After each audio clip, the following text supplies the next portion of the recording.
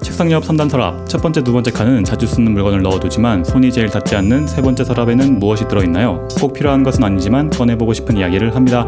세 번째 서랍 한번 열어볼게요.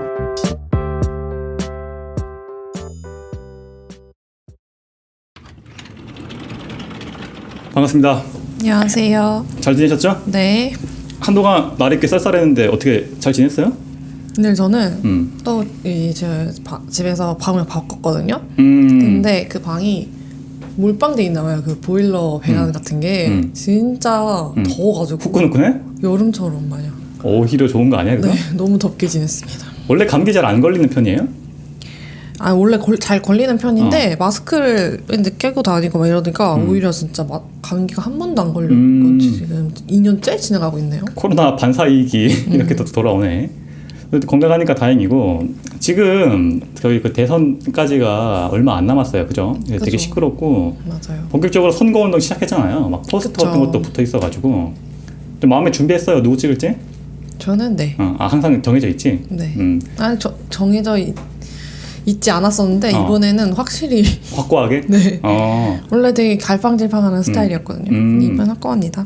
지금 제 19대 문재인 정부가 막 시작할 때 기억이 아직도 나거든요. 그때가 2017년이었는데 다른 것보다 그게 지금 끝난다라고 하니까 내 삶이 그렇게 빨리 지나왔구나라는 생각이 좀 들더라고. 난나스는 어때요? 19대 딱 시작할 때 2017년에 좀 기억나는 거 있어요? 그때 이제 평창 올림픽을 앞두고 막 그랬잖아요.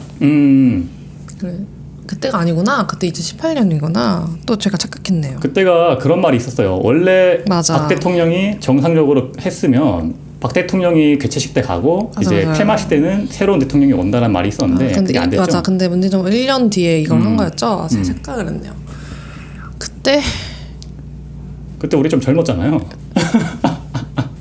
그때 저는 새로운 걸 막 배우느냐고 좀 정신이 없었어요. 그런 거를 약간 신경을 쓸 약간 그런 정신이 없었고. 그때는 오히려 그 정치 쪽에 신경을 못 썼구나. 현실이 바빠가지고.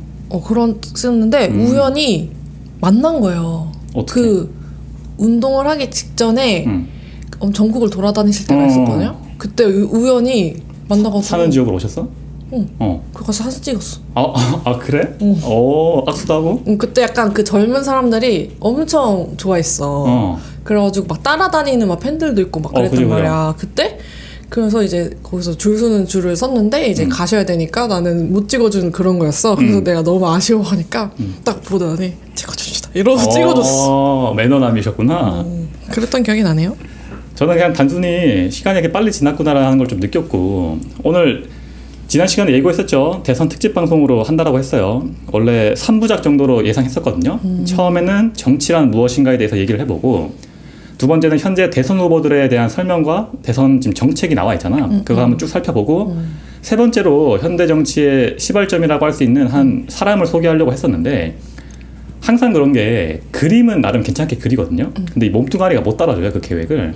지금 벌써 3부작 하려고 하면 대선 끝나게 된단 말이야. 어쩔 수 없이 두 개로 좀 줄여가지고 1부, 오늘은 정치란 무엇인지, 그다음에 문재인 정부가 지나온 시간들을 쭉 살펴보고 2부에서 대선 후보들에 대한 생각을 좀 얘기해 볼게요. 네. 그러면 딱 대선이 끝나거든요. 그 다음에 또 이어가지고 못했던 거 있죠. 뭐 만화 같은 것도 하고 이것저것 좀 쳐내려고 하고. 얀낫한테는 미리 말을 못했는데 원래 다음 주에 얀낫 에피소드 녹음하고 올라가야 되잖아. 그거 한 주 정도 좀 밀어가지고 제 거 대선 특집 먼저 2주 정도 하려고 하거든요. 왜냐면 대선 하고 얀낫 거 하면 대선이 끝나버리니까 오늘이랑 다음 주까지만 먼저 제 거 연속으로 2개 올라갈 것 같아요. 이왕 시작한 거 이렇게 또 열심히 해봐야 되니까 오늘 2022년 대한민국 제20대 대선 특집 1부 정치란 무엇인가 한번 얘기해 볼게. 얀낫, 정치란 무엇이죠? 정치란 삶이죠. 먹고 사는 거다? 네. 단순히 뜻만 보면 그냥 인간들이 모인 곳에선 모든 활동이 나 정치라고 생각해. 그죠. 그냥 사람들이 모여 사는 데서 이렇게 잘 다스리고 잘 유지하는 게 정치인데 원래 태초에 시작해 보면 소수의 사람들이 모여 살 때만 해도 갈등 같은 게 발생하면 단순해 그냥 도덕적인 관념이나 관습적으로 처리를 하면 된다고. 근데 인구가 증가하게 되면 이런 것처럼 그때그때 해결하기가 힘들죠. 그러니까 다수의 사람들이 모여 살 때 의견 차이라든지 이해관계 같은 것들을 해결해주는 모든 활동을 그냥 정치라고 하는 거야. 즉 국가라는 단위를 유지하고 보수해주는 어떤 모든 활동을 정치라고 보는 거죠.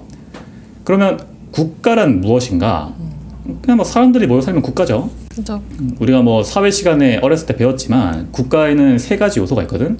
국민, 영토, 주권이라고 합니다. 그 중에서 영토는 그냥 뭐 땅덩어리니까 빼버리고 우리는 오늘 국민과 주권에 대해서 한번 집중을 좀 해보려고 해요. 국민이라고 하면 나라에 사는 사람들이 국민이죠. 근데 이 국민들이 근대 이후 현대 국가에서는 특히나 대한민국에서는 권리와 의무 이 두 가지를 동시에 가지게 된다고. 이것도 저희가 항상 배웠던 건데 국민의 권리라고 하면 보통 기본권이라고 해가지고 자유권, 참정권, 평등권, 청구권, 사회권 등이 있고 의무는 너무 유명하죠. 이것도 국방의 의무, 납세의 의무, 교육의 의무, 근로의 의무 등이 있습니다. 그런데 지금 우리가 사는 시대에는 이런 권리와 의무가 당연한데 생각해보면 과거에는 당연하지 않았겠죠. 이게 왜 당연하게 된 걸까? 왜냐? 민주주의라는 것 때문에 그런 거예요. 아, 물어본 거였어. 집중 안 하고 있었지. 아니. 아니 내가 이거 또 공부할 때가 있었잖아요. 그래서 그 생각을 잠깐 제가 딴 생각에 빠졌네요. 미안해요. 잘했어요. 어쨌든 민주주의라는 것이 등장하면서 우리에게 저런 권리와 의무들이 다 당연하게 느껴지는 거라고. 그치. 근데 민주주의는 인간 존중, 자유, 평등 이런 3가지 원칙을 내세우는 건데 국가의 주권이 국민에게 있고 즉 국민이 국가의 주인이다라는 그 얘기를 하는 거죠. 민주주의가. 다르게 말하면 우리가 아니라 우리의 선배님들이 그것을 쟁취해온 거예요. 그죠. 앞에서 말했던 국가의 3요소 중에 국민과 주권이라는 게 국민이 국가의 주인이라는 뜻인데 이런 민주주의를 바탕으로 우리나라는 지금 정치를 하고 있죠. 그래서 우리나라는 민주정치를 하는 국가인 거예요. 민주정치의 가장 근본적인 힘은 당연히 국민 주권에서부터 나오는데 대한민국의 주권은 국민에게 있고 모든 권력은 국민으로부터 나온다. 이거 어디 나오는 거죠? 헌법. 그렇죠. 헌법에 딱 규정돼 있어. 우리들이 주인이니까 우리의 의사대로 국가를 운영해야 되는 거거든. 맞죠? 실제로 그래요. 실제로 그러죠. 실제로 그래? 좀 안 그런 것 같은데. 안 그런 건 이제 쟁취하려고 많은 사람들이 많은 활동을 하고 있죠. 오늘 너무 좀 슬퍼 보이는데 표정이 말하는데 실제로는 그것들이 좀 잘 안 되고 있는 게 있는데 왜 그러냐라고 생각을 해보면 우리나라 지금 너무 많아. 그렇지. 인구가 한 5천만 명 되잖아. 이 5천만 명이 다 각자의 의견을 내면서 정치에 참여를 하면 사실 무언가 일 처리가 안 될 테니까 그래서 우리는 대의제라고 해서 대표조를 통한 주권 행사를 하죠. 이걸 보통 간접민주주의라고 하거든. 그리고 그 기본 바탕에는 위에 나왔던 입헌주의라고 해서 헌법을 바탕으로 하게 된다고. 입헌, 헌법이라고 하면 이게 말이 좀 웃긴데 법헌자에 법법자를 쓰거든요. 그러니까 결국에는 그냥 법 위에 법, 최상위 법 같은 느낌으로 보면 되는데 헌법에 따라 정치를 하게 되고 근데 그렇다고 해서 헌법이 있다고 다 민주주의 국가는 아니에요. 우리 과거에 생각해보면 뭐 유신헌법 같은 것도 있었던 거 생각해보면 헌법이 국가의 최상위 법인데 그 헌법을 어떻게 쓰냐에 따라 가지고 독재 국가가 될 수도 있고 민주국가가 될 수도 있고 그런 거야. 어쨌든 우리나라 헌법에는 국민의 기본권을 위해 나왔던 것을 보장하고 있음과 동시에 인간답게 사는 것을 보장하고 거기에다가 권력 분립, 보통 상권 분립이라고 하죠. 그렇죠. 권력의 분배와 상호 견제를 지시하고 있습니다. 입법, 행정, 사법 세 가지의 권력을 분리하고 있는데 민주주의 국가로서 국민의 기본권과 상권 분립을 인정해주는 헌법 국가 정부인데 보통 이런 민주주의 국가의 그 개념을 가장 잘 보여주는 게 그 유명한 게티즈버그 연설이라는 게 있어요. 들어봤어요 혹시?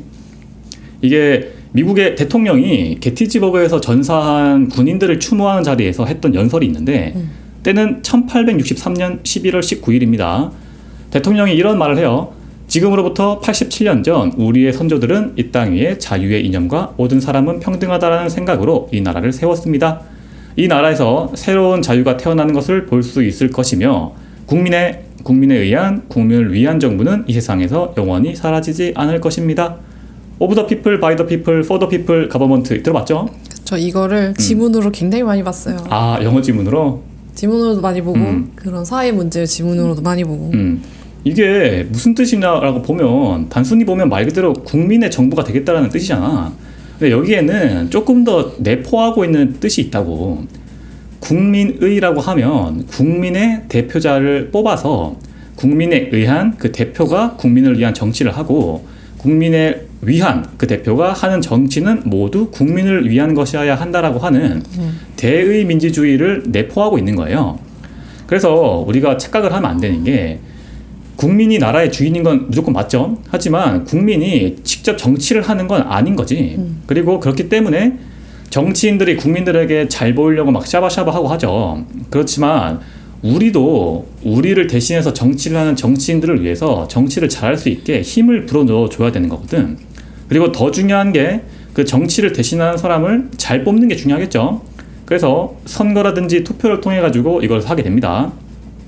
예를 들면 지금 대선이 코앞이니까 대통령이 딱 당선됐다라고 해볼게. 그러면 대통령이 당선되면 바로 뭘 할까요? 그 인수인계 인수인계 보통 기간을 하잖아요. 정부를 꾸려가지고 자신만의 팀을 꾸려가지고 난난 말처럼 인수인계를 받아오거든요. 우리나라에서 보통 정부라고 하면 행정부를 말해요. 맞아요. 행정이라는 게 그냥 뭐 모든 일 같은 것들을 행정이라고 하니까 위에서 삼권 분립을 한다라고 했는데 행정부의 대장은 대통령, 사법부의 대장은 대법원장, 입법부의 대장은 국회의장인데 단순히 의무적으로 보면 이 세 명의 대장이 서로를 견제하는 동등한 위치에 있어야 되는데 실질적으로 그래요? 실질적으로 그렇지 않죠. 너무 한숨 너무 크셨네. 실질적으로는 대통령이라고 하는 어떻게 보면 일개 행정부의 수장일 뿐인 대통령이 실질적인 나라의 모든 권력을 다 가지고 있는 구조거든요. 우리나라는. 그래서 해외에서는 좀 기이한 대통령제라고도 표현을 하는데 왜 그러냐? 우리나라에서 선택한 대통령제는 국가의 원수 자리랑 동시에 행정부 수장까지 인정을 해주는 그런 위치에 있기 때문이야. 그런 막강한 권력을 가지고 있다 보니까 우리에게 대선이라는 게 얼마나 더 중요한지 생각을 해봐야겠죠. 대통령에 대해서 좀 알아보면 그냥 뜻은 단순하게 크게 정치를 하는 사람이라는 뜻인데 우리나라에서 아무나 될 수가 없어요. 조건이 있거든. 보통은 우리나라 국민으로서 선거권이 있는 사람이어야 되고 두 번째로 나이가 만 40세가 넘어가야 됩니다. 그리고 유명하지만 5년 단임제라고 하죠. 평생 동안 딱 한 번 5년 동안만 할 수 있고 역대 대통령을 한번 살펴보면 1에서 3대 이승만, 4대 윤보선 짧게 했죠. 그 다음에 5에서 9대까지 박정희 길게 했습니다. 10대 최규하 짧게 했죠. 11대 12대 전두환, 13대 노태우, 14대 김영삼, 15대 김대중, 16대 노무현, 17대 이명박, 18대 박근혜, 19대 문재인, 지금 코앞에 20대 선거가 돌아와 있어요. 낱낱은 언제부터 혹시 기억나? 뭐 교과서에서 본 게 아니라 실질적으로 기억에 남아있는 대통령이? 그 김대중 대통령이 뽑힐 때 그때 대선 기간이 제일 먼저 기억이 납니다. 그게 제일 오래된 선거에 대한 기억. 대통령 김대중 정도부터 뽑을 때 그 뽑기 직전에. 그때쯤이 딱 저희 뭐 기억이 좀 또렷또렷한 그때쯤인가 나이대가. 저도 한 김영삼, 김대중쯤 대통령이 기억나는데 뉴스 이런 것들도 많이 보긴 했는데 그것보다는 그 개그 프로그램 같은 데서 대통령 성대모사 같은 걸 엄청 많이 했지. 그런 게 좀 기억나네. 못하는 사람, 친구 없는 사람. 개그맨들은 거의 다 한 번씩은 해봤을 것 같은 그런 성대모사를 많이 봤던 기억이 납니다. 대통령제는 원래 처음에 미국에서부터 시작했거든. 미국이 원조 맛집이에요. 영국에서 저희가 지난 시간에 차차차 얘기할 때 얘기했지만 영국이랑 미국이랑 싸워가지고 미국이 독립을 하면서 미국 입장에서는 영국에 있는 국왕 같은 존재를 자기 나라에 만들고 싶었던 거야. 그래서 선택한 게 대통령제가 되고 실질적으로 미국의 처음에 대통령이라고 하는 개념은 약간 군주, 왕 같은 개념으로 시작을 하거든. 그게 시간이 흘러서 우리나라에 들어오게 된 겁니다. 미국에는 보통 대통령 밑에 부통령이라는 게 있거든. 그치. 근데 우리나라는 부통령이 없죠. 대신 국무총리가 있습니다. 국무총리가 대통령이 만약에 무슨 일이 사고가 생겨가지고 일을 못하게 되면 대행 기간을 60일 정도로 가지게 되고 대신 이게 법에 정해져 있어요. 60일을 넘어가면 안 되고 그 안에 무조건 선거를 해야 된다라고 돼 있습니다. 이런 대통령이 어마어마한 권력을 가진다라고 했죠. 혹시 대표적으로 기억나는 거 뭐 있어요? 권력 중에? 그 했던 거 있지 뭐지? 전두환이 했던 거. 계엄령? 계엄선포 맞아요. 대통령이 그런 국가를 전체적으로 통제할 수 있는 계엄령 권한도 있고 거기다가 또 중요한 게 인사권도 되게 크거든. 맞아. 국무총리 장관 할 수도 있고 난난 말처럼 국가 부처의 장관들도 다 임명할 수 있습니다. 거기다가 사법부에서도 임명할 수 있는데. 맞아요. 사법부에서 대법원장이랑 대법관이랑 헌법재판관까지도 임명할 수 있어요. 플러스 행정부를 이끄는 수장이라고 했죠. 거기다가 나라를 대표하는 대표자이기도 합니다. 모든 외교 행위에서는 대통령이 나가서 하죠. 거기다가 국군 최고 사령관이기도 해요. 전쟁이 터지면 모든 군대를 진두지휘할 수 있고 더 나아가면 다른 나라의 선전포고까지도 할 수 있어. 쉽게 말하면 전쟁을 일으킬 수도 있는 사람인 거지. 거기다가 하나 더 하면 낱낱이 아까 말했던 것 중에 계엄령까지 내려가지고 국가를 다 통제할 수 있는 이런 막강한 권한이 있기 때문에 특히나 우리나라에서 대통령은 더 잘 뽑을 필요가 있는 거예요. 이런 말도 안 되는 권력의 소유자인 대통령이 선거를 통해서 나오게 되죠. 우리나라 지금 선거 연령이 몇 살부터 가능하죠? 바뀌었잖아요. 그 만 나이 없애고 20살부터 18세부터 가능합니다. 그렇죠. 2005년까지 20세까지 가능했고 그 이후에 19살까지 왔다가 넘어가가지고는 2019년 최근이죠. 18세까지 내려왔어요. 다른 얘기긴 한데 이런 거 보면 성인의 어떤 조건 같은 게 점점 내려오고 있잖아. 그래서 좀 소년법 같은 것들도 좀 고쳐야 될 필요가 있지 않나 생각을 하게 되는데 그거는 다음에 얘기하도록 하고 이러한 선거에는 이것도 항상 우리 학교에서 배웠던 건데 4대 원칙이 있죠. 기억나요? 비밀 보장, 아직까지 기억 많이 하고 있네. 그치. 보통 선거, 평등 선거, 직접 선거, 비밀 선거라고 하는데 보통 선거 누구든지 만 18세만 되면 다들 투표를 할 수 있는 거야. 성별이나 종교, 재산에 상관없이 할 수 있고 이 보통 선거는 사실 도입된 지가 얼마 안 됐거든요. 그 큰 나라라고 하는 미국조차도 1920년대까지만 해도 여성들에게 투표권이 없었어요. 그리고 저기 유럽에만 봐도 우리 유럽에서 자유하면 떠오르는 나라 뭐가 있어? 프랑스 있죠? 프랑스조차도 1946년까지도 여성들에게 투표권이 없었어요. 그런데 우리나라는 좀 신기하기도 한 게 프랑스보다 약 2년 뒤 1948년에 바로 보통선거를 시작하거든요. 그러니까 대한민국이라는 나라가 생기자마자 보통선거를 시작한 거니까 어떻게 보면 되게 빠른 거야. 다음은 평등선거. 돈 많다고 나이 많다고 막 2표 3표 주는 게 아니라 누구든지 똑같이 한 표씩 갖게 되는 평등선거. 그 다음에 직접선거. 지정된 투표소에 직접 본인이 가서만 할 수 있는 직접선거가 있고 마지막으로 비밀선거. 누구를 뽑아든지 비밀로 할 수 있는 원칙이 있습니다. 이런 원칙을 토대로 선관이라고 하죠. 선거관리위원회에서 이것을 진행하게 되는데 처음부터 이런 4대 원칙들이 당연하진 않았을 거라고. 보통 보면 민주주의 선거가 시작된 게 20세기 전후로 보는데 그 전까지만 해도 투표권의 제한이 컸어요. 보통은 재산이나 뭐 인종, 계급에 따라 가지고 왔다 갔다 했거든. 그러다 보니까 반대로 얘기를 해보면 정치인들도 특정인들에게만 잘 보이면 되는 시기가 있었다고. 맞아. 투표권을 가진 대다수는 보통 부자겠죠. 지금은 우리나라가 선거비용 공영제라고 해가지고 선거 비용을 국가에서 지원을 해줘. 돈 없는 사람이 정치를 못하는 그런 현실을 지원하기 위해서 이런 제도가 있는데 옛날에는 그런 게 당연히 없었겠죠. 그러다 보니까 정치인들도 출마할 때 돈이 많이 필요하니까 부자들에게 잘 보일 수밖에 없었던 거예요. 나쁘게 말하면 대중들의 어떤 관심이나 지지는 생각조차 안 했던 거라고. 그런데 우리보다 앞서서 살던 어떤 선배님들이 이런 불합리한 것에 대해서 저항을 많이 했기 때문에 우리는 지금 이런 것들을 당연하게 느낄 수 있게 된다. 나름 뭐 고마워해야겠죠. 위에 사람들한테. 그리고 선거를 우리가 하고 싶을 때 아무 때나 막 하진 않죠. 보통 선거일 공고주의라고 해가지고 선거 기간을 법에 명시해놔요. 대선 같은 경우를 예로 들어보면 대통령 임기가 끝나기 70일 전에 돌아오는 첫 번째 수요일로 돼 있고 그래서 우리는 3월 9일 수요일날 하는 겁니다. 왜 미리 할까요? 거의 2달이나 일찍 하는 거거든요. 그게 있어야 되니까. 그 뽑고 정부도 뽑아야 되고. 그렇죠. 낱낱이 말했던 것처럼 인수인계 같은 기간이 필요하단 말이지. 대통령이 새로 오면 정치를 좀 시작할 준비할 기간이 필요하니까 미리 선출해서 준비를 한다? 이렇게 보면 될 것 같아. 즉 우리는 선거랑 투표라는 어떤 민주주의적 장치로서 대의 민주주의를 지금 실천하고 있는 거죠. 근데 혹시 그런 생각 해본 적 있어요? 말 그대로 우리의 대표를 뽑는다라는 말 자체가 다수를 위해서 소수를 뽑아내는 거지. 그럼 그 소수는 당연한 얘기겠지만 똑똑하고 잘난 사람들을 뽑겠죠. 멍청한 사람 뽑지 않을 거 아니야. 즉 엘리트들이 우리의 대표를 해서 정치를 하게 되는 건데 그럼 결국에 민주주의는 엘리트주의인가요?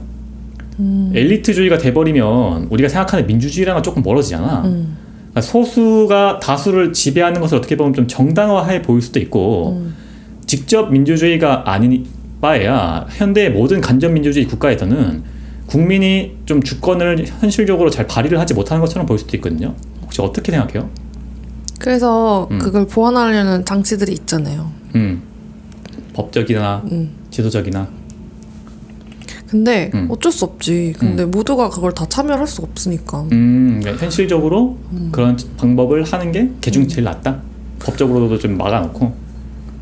그래서 이렇게 흘러오지 않았을까요? 뭐 아니 그렇겠죠 당연히. 그죠? 근데 그 의문을 가질 만한 일이네요. 진짜 좀 너무 당연하다고 생각을 했는데. 아 그래? 난 표정이 뭔가 이렇게 뚱한 표정이길래 무슨 생각하나 했더니 그런 생각이 있구나. 어쨌든 그런 낱낱이 했던 고민들 때문에 어떤 모습도 보여지냐면 왜 그런 말 하시는 분도 있잖아. 뭐 투표 그거 해서 뭐 하냐? 아니면 뭐 한 표 뭐 해봤자 더 해봤자 빼봤자 무슨 소용이 있어? 그냥 그 시간에 든든하게 가족들이랑 놀러 나가지. 쉬는 날에 그 투표소에 서가지고 그거 왜 하는 거냐라고 하시는 분도 있는데 엘리트들을 우리가 직접 뽑아가지고 정치를 시킨다라고 해도 제가 생각할 때 민주주의 사회에서 좀 의미를 찾아보자고 하면 우리가 뽑는 그 엘리트조차도 소수들조차도 똑같은 국민의 입장에 있다는 게 중요한 것 같거든요. 과거처럼 소수의 엘리트가 우리랑 다른 계급, 신분을 가진 특별한 사람이 아니라 결국에는 우리랑 같은 1인 1표를 가지고 있는 법 아래에서 행동하는 국민이라는 게 좀 중요한 것 같아. 그래서 그런 선거인 날 꼭 나오는 첫 기자 사진이 그 대통령 내외가 와가지고 투표하는 모습. 그거잖아요. 국회의원 모든 선거도 다. 그렇지. 그러니까 우리랑 그 사람들이랑 동등한 입장에 있다는 게 일단은 무조건 과거와 다른 점이 분명하고 거기다 뭐 더 예를 들어보자고 하면 촛불 집회 같은 거 떠올려 보면 결국에는 우리 같은 사람들이 힘을 모아가지고 세상을 바꾸는 일이 벌어지죠. 맞아. 탄핵권이 있잖아요. 그래서 결국에는 우리 손으로 무언가 이루어낼 수 있구나라고 하는 게 의미가 있는 게 아닌가라고 생각했어요. 단순히 숫자로서 그냥 한 표가 아니라 국가 전체를 바꿀 수 있는 어떤 그런 느낌이 있다는 거지. 그리고 거기서부터 또 다른 시각을 또 얘기를 해보면 말 그대로 선거랑 투표라는 게 결국에는 다수의 의견과 소수의 의견이 아니게 되고 결국에는 다수의 의견으로 합의를 해가지고 나가게 되죠. 그럼 우리는 어떤 걸 또 조심해야 될까요? 어쨌든 소외되는 소수들의 의견이 묵살되는 게 있으니까 그런 거를 어떻게 보상이라도 그죠. 해주고 그래야죠. 그죠. 소수에 대한 관심과 들어주려고 하는 마음가짐이 중요하다는 얘기하는 것 같은데 그런 말을 저도 하고 싶었던 거거든요. 우리가 말하는 민주주의에는 저도 앞에서 계속 생략을 했는데 보통 단어가 하나 더 붙죠. 자유민주주의라고 한다고. 누구든지 자신의 의견을 자유롭게 낼 수 있다는 것을 내포하고 있는 거거든요. 다수가 승리했다라고 해서 소수를 무시한다거나 버려버리거나 하면 안 되겠지. 결국에 세상의 모든 것은 완벽한 게 없다시피 민주주의라고 하는 것 자체도 각자의 의견을 자유롭게 내되 결국에는 하나의 합의된 의견으로 나아가자라고 하는 좀 합리 효율성에 좀 매몰되어 있는 측면이 있단 말이지. 그러다 보니까 합의를 기반으로 하는 체제다 보니까 그런 것들을 조금 더 고려해가지고 투표나 선거 같은 것들이 구현하지 못하는 좀 보완책, 소수의 의견을 들어준다거나 그런 기본권, 자유 같은 것들을 보장해주는 식으로 우리가 같이 좀 고민을 해봐야 되는 게 아닌가라는 생각을 했어요. 민주주의, 선거에 대해서 좀 고민해볼 게 많이 있죠. 그렇죠. 그거 하니까 생각나는데 그 가끔 지하철이 지연이 될 때가 있잖아요.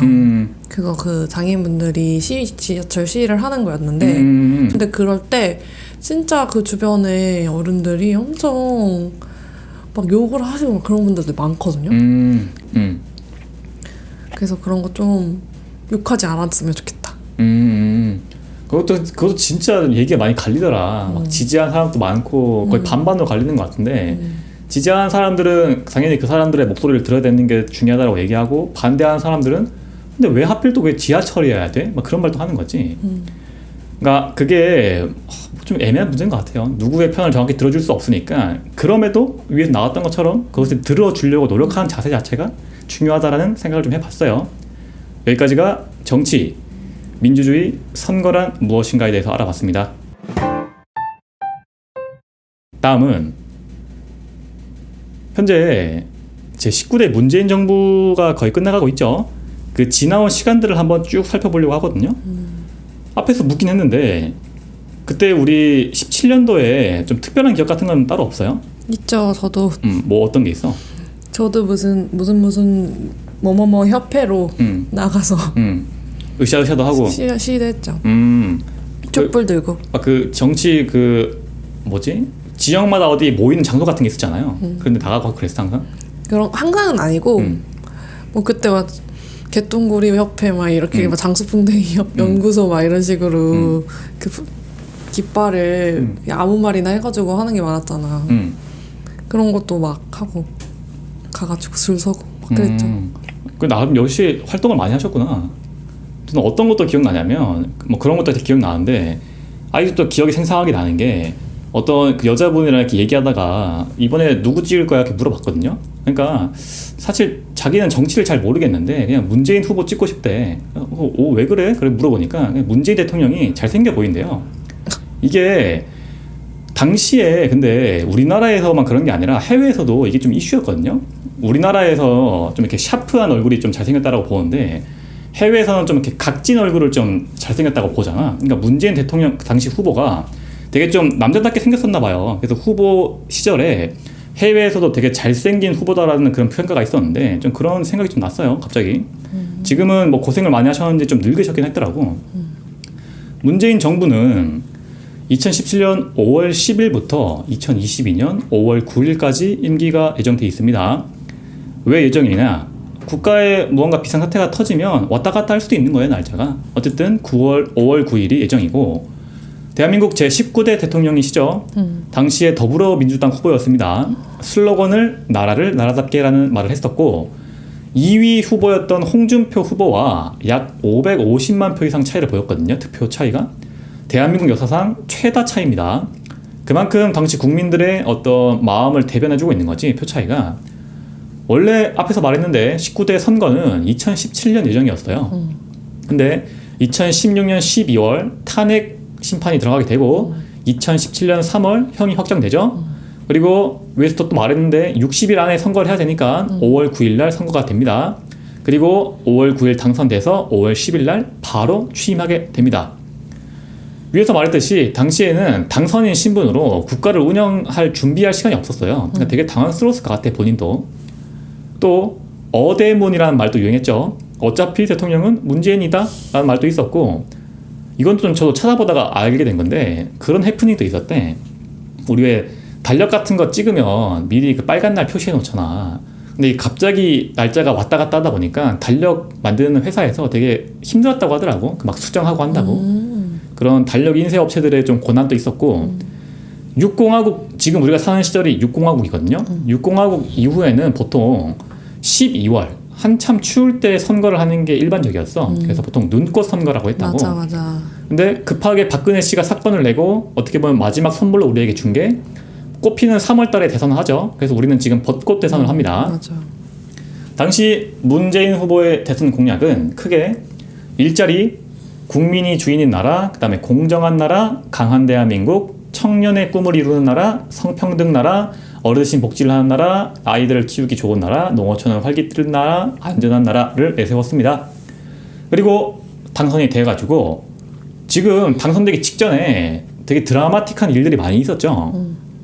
낱낱 기억은 어때요? 그 박근혜 씨 촛불 집회부터 시작해가지고 이렇게 당선까지 되는 과정 기억나는 게 있어? 그거 사진 찍은 거. 아니 사진밖에 없어? 그런 건 아니고 근데 좀 그런 뭐 나중에 다시 재평가가 되겠지만 그때는 뭔가 그런 열풍 같은 게 있었던 그런 거. 그러니까 사람들이 광기? 그 한 인물에 대한 약간 팬덤 이런 것도 엄청 많이 있었고 뭔가 그런 정치인을 그렇게 팬덤화 해가지고 막 무조건 지지, 무조건 막 이렇게 조건을 달아서 그런 거가 처음 나온 일 같아. 약간 좀 아이돌 같은 느낌으로 그랬던 것 같아 그 시대에. 으쌰으쌰 해가지고. 나는 거기 있진 않았지만 그게 왜 생각이 나냐면 그냥 기사 사진을 보는데 어느 순간 내가 알고 있는 얼굴이 거기서 그 플랜카드를 들고 이러고 있는 거야. 아 지인 중에? 오. 그걸 보면서 와 그런 생각을 했지. 그때 약간 확- 좀 감기에 절여져 있었다. 확실히 인기가 당시에는 좀 대단하긴 했는데 생각해보면 이 과정을 좀 한번 보면 박근혜 대통령 탄핵 촛불 집회 시작이 2014년부터 시작이거든요. 당시에 그 세월호 참사가 발생하죠. 2014년 세월호 참사 당시는 기억이 어때? 나지. 어떤 기억나요? 그때 강의실에 있었거든요. 그 약간 그때 진짜 좀 정적 그런 분위기가 너무 선명하게 기억이 남아 있습니다. 저도 그때 똑같이 학생이어가지고 수업 듣고 있었는데 제일 먼저 뉴스가 아니라 페이스북에 소식이 떴어요. 그리고 그때 스마트폰 한참 보급될 때니까 게시글 같은 게 엄청 올라오고 수업 듣는 와중에 교수님이랑 친구들 사이에 쫙 퍼졌던 게 기억나는데 그리고 그 다음에 뉴스 속보가 나왔다고. 그러니까 그때 이미 어떻게 보면 미디어 자체가 대중매체에서 SNS 쪽으로 많이 넘어왔던 것 같아. 비상식적인 좀 국가의 대응에 국민들이 엄청나게 분노하게 되죠. 거기다가 2016년에 이화여대 시위까지 더해져가지고 정유라라고 하는 학생이 부정 입학을 했다라고 하는 의혹이 생깁니다. 이게 최순실 게이트까지 이어지게 돼요. 그리고 2016년 10월에 광화문 집회가 시작되고 2017년 3월까지 쭉 이어집니다. 광화문 집회 같은 것도 기억나죠? 촛불 집회 같은 거 갔던 것도. 다 같이 막 헌법재판소까지 다 같이 막 걸어가고. 당시에는 난나 말했던 것처럼 약간 좀 사람들이 좋은 뜻으로 약간 광기 같은 게 있었던 것 같아. 막 나서가지고 하려고 하는 그런 모습이 좀 보였는데 매 주말 모여가지고 노래 부르고. 그때 2017년 3월에 탄핵 심판이 딱 나오잖아요. 그때는 여기 서울에 없었지, 난나. 없었죠. 저는 그때는 그때 전국적으로 그런 게 좀 있었어요, 그래도. 그때 서울에서 일할 때여가지고 저는 그때 안국역에 쭉 갔었거든요, 금요일 날에. 선거할 때 생각해 보면 실시간 중계를 해줬는데 아직도 기억나는 게 안국역에 딱 내리면 경찰들이 다른 모든 출구를 다 막아놓고 줄로 딱 가로 막아가지고 박근혜 지지자들은 왼쪽으로 가시고 탄핵 지지하시는 분들은 오른쪽으로 가시라고 아예 편을 갈려버렸어. 갈등이 못 일어나게. 그리고 출구 나와가지고 안국역 앞에 딱 나가면 큰 대로가 있거든요. 대로를 다 막아가지고 가운데 차벽으로 딱 막아놓고 한쪽에서는 그 태극기 부대라고 하죠. 막 노래 부르면서 사람들 막 춤추고 있었고 반대편에서 앉아가지고 이렇게 그 TV라든지 스크린을 보고 있던 게 기억나는데 그때 선고문 읽으실 때 그 재판관님이 앞에서 계속 좀 뭐 반전 같은 느낌이 있었거든요. 어떤 것들이 인정되지만 탄핵의 사유로는 볼 수 없다라고 하는 말들이 계속 나올 때 되게 침울했었어. 안 되는 거구나라고 했었고 반대편에서는 그때마다 사람들이 막 소리 지르고 막 북치고 있었다고. 근데 마지막에 탄핵 선고문이 나오게 되죠. 그리고 반대편에서는 막 어르신들이 들어넣어가지고 막 우는 소리 들리고 있었는데 되게 좀 인상 깊었던 것 같아요. 20세기에 사실 정치적인 사건은 우리들이 기억하는 게 많이 없잖아. 근데 21세기에 어떻게 보면 거의 가장 최대 사건이라고 할 수 있는 일들을 직접 겪었다 보니까 좀 신기했어요. 당시에도. 지금도 다시 생각해도 신기하고 열정이 가득했던 것 같다. 당시에는. 2017년 3월 10일 날 심판 선고문을 한번 읽어볼게요. 한 번만. 이렇게 합니다. 피청구인은 대국민 담화에서 진상규명에 최대한 협조하겠다고 하였으나 정작 검찰과 특별검사의 조사에 응하지 않았고 청와대에 대한 압수수색도 거부하였습니다. 이 사건 소추와 관련된 피청구인의 일련의 언행을 보면 법 위배 행위가 반복되지 않도록 하여야 할 헌법 수호의 의지가 드러나지 않습니다. 결국 피청구인의 위헌, 위법 행위는 국민의 신임을 배반한 것으로 헌법 수호의 관점에서 용납될 수 없는 중대한 법 위배 행위라고 보아야 합니다. 피청구인의 법 위배 행위가 헌법 질서에 미치는 부정적 영향과 파급 효과가 중대하므로 피청구인을 파면함으로써 얻는 헌법 수호의 이익이 압도적으로 크다고 할 것입니다. 이에 재판관 전원 일치된 의견으로 주문을 선고합니다. 주문: 피청구인 대통령 박근혜를 파면한다. 대한민국 역사상 최초의 파면 대통령이 탄생하는 순간이에요. 보통 여기까지 기억을 많이 하시는데 개인적으로 볼 때는 뒤에 나오는 말들이 조금 더 중요하다고 생각하거든요. 뒤에까지 한번 읽어볼게요. 이런 말씀을 하세요. 이러한 결정에는 세월호 참사와 관련하여 피청구인은 생명권 보호 의무를 위반하지 않았지만 헌법상 성실한 직책 수행 의무 및 국가공무원법상 성실 의무를 위반하였고 다만 그러한 사유만으로는 파면 사유를 구성하기 어렵다는 몇몇 재판관의 보충 의견이 있습니다. 라고 했어요. 이게 무슨 뜻일까요, 이게?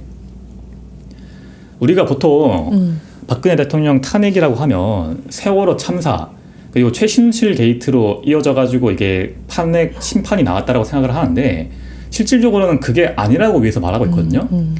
세월호 참사에 대해서 피청구인은 생명권 보호 의무를 위반하지는 않았지만이라고 했어요. 세월호 참사 그거 당신 책임이 아닐 수도 있다라고 인정을 하면서 어떤 말을 했냐면 국가의 국민의 신임을 배반한 것으로 헌법 수호의 관점에서 용납될 수 없는 중대한 법 위배 행위라고 했거든요. 결국 공무원, 대통령으로서의 의무, 어떤 의무냐? 성실할 의무, 성실하게 네가 진상규명하겠다고 했던 그 의무를 지키지 않았고 그렇기 때문에 국민에 대한 신뢰를 잃어버렸다는 말을 하는 거거든. 이런 걸 보면 대통령이라는 사람이 국민들에게 너무나도 당연히 보여줘야 되는 또는 절대적으로 지켜야 되는 보통 국민이 모든 권한을 대통령에게 넘겨준다라고 보면 되거든요. 좀 이런 표현이 어떨지 모르겠는데 대통령과 국민이 서로 거래를 하는 거예요.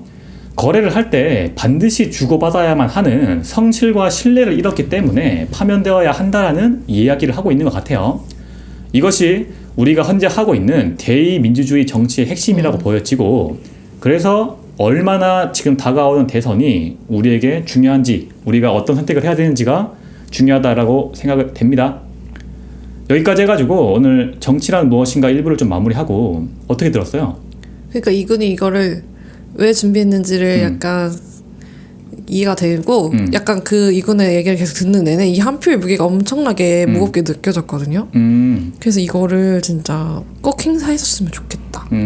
하지만 또 하실 거죠? 하죠. 당연히 해야 되고 그런데 좀 깝깝한 면도 있네요.